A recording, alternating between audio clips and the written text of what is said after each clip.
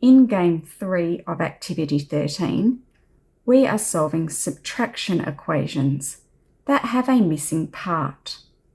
When we subtract, it is whole subtract part equals part. The unknown part is in this position. The number on the spinner is that missing part that goes in this position. I have Karis with me and she's going to go first. Remembering to use the word subtract. 5 subtract 2 equals 3. Good. 5 subtract 2 equals 3. I hope you win this one, because I won the first two. 5 subtract 4 equals 1.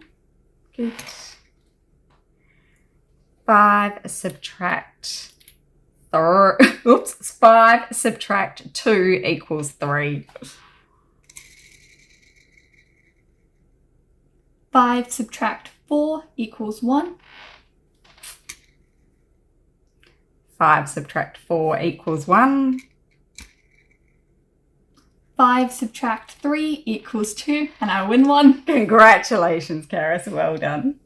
Now it's your turn.